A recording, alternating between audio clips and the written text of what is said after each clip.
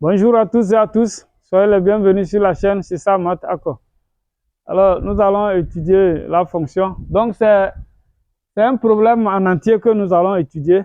Ici, c'est la partie A d'abord, ok? Et donc, à chaque fin d'écran, je vais vous mettre la vidéo suivante, ainsi de suite.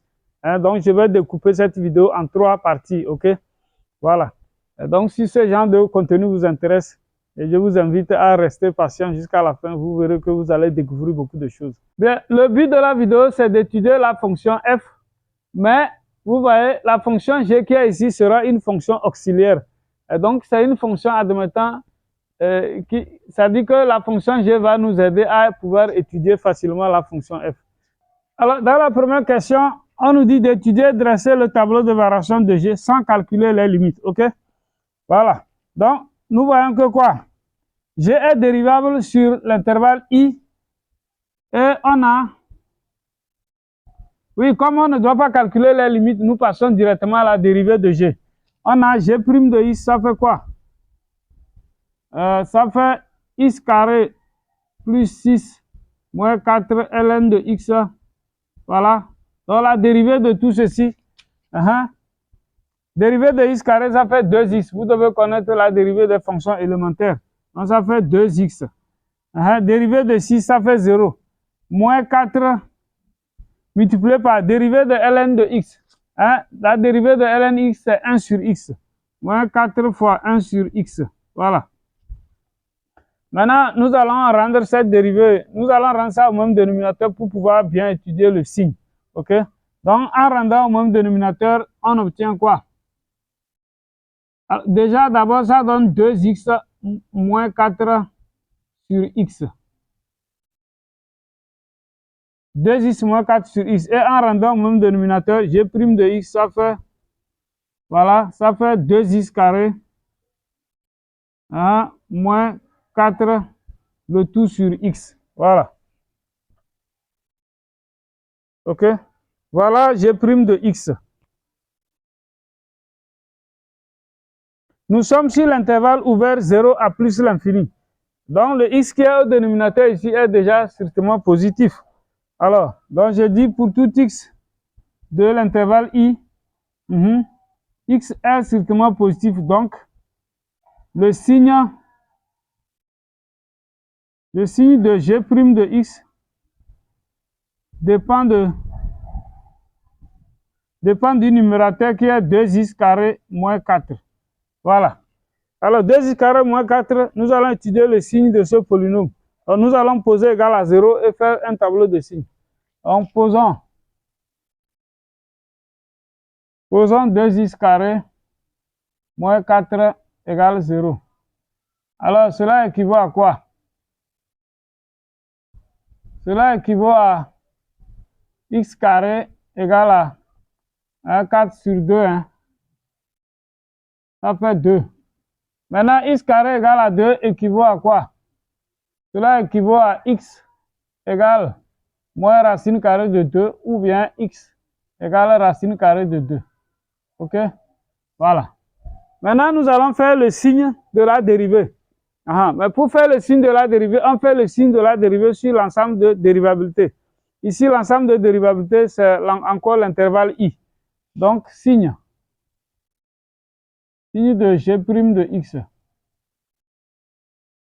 Bien, donc, on peut faire un tableau de signes comme ça. Voilà. Alors, normalement, le signe se fait sur l'intervalle 0 à plus l'infini. Mais pour vous aider mieux, vous pouvez faire comme si vous étiez dans l'ensemble R. Vous allez comprendre tout de suite. Alors, donc, maintenant, moins racine de 2 racines. Vous voyez que moins racine carré de 2 n'est pas dans l'intervalle 0 à plus l'infini. Donc, moins racine carré de 2 est ici. Racine carrée de 2 est, voilà, par ici. Donc, qu'est-ce qui se passe? Alors, en 0, pour la dérivée, on aura 2 traits. Bien.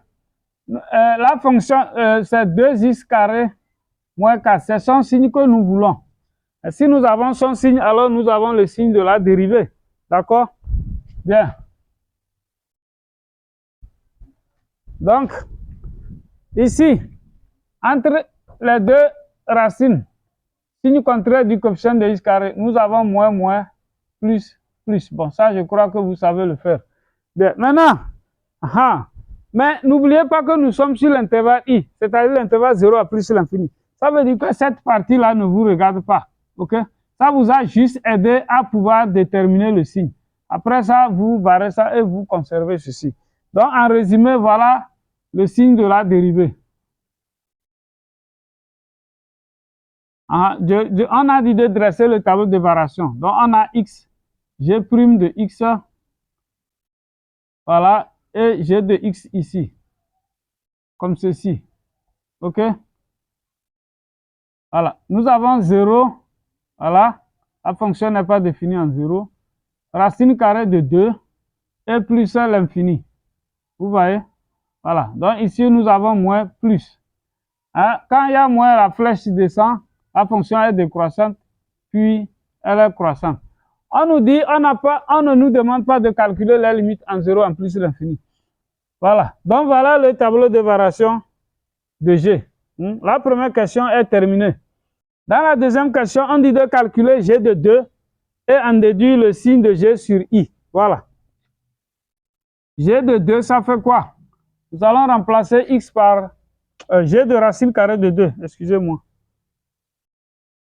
G de racine carrée de 2. G de racine carrée de 2, ça fait. Nous allons remplacer X par racine carrée de 2 dans l'expression de G de X. Donc, on aura racine carrée de 2 au carré plus 6 moins 4 ln de racine carrée de 2. OK? Ce qui donne quoi? Racine de 2 au carré, ça fait 2. Donc, 2 plus 6 moins 4 ln de racine carrée de 2. Ça fait 8.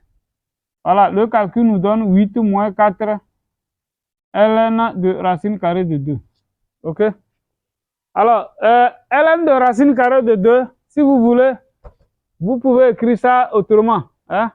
Ln de racine carrée de 2, regardez. Ln de racine carrée de 2, ça fait encore ln de 2 à la puissance demi. Ce qui donne 1 demi ln de 2. Donc, nous pouvons remplacer ça par demi ln de 2 ici. Alors, en ce moment, ça va nous donner quoi? Ça fait 8.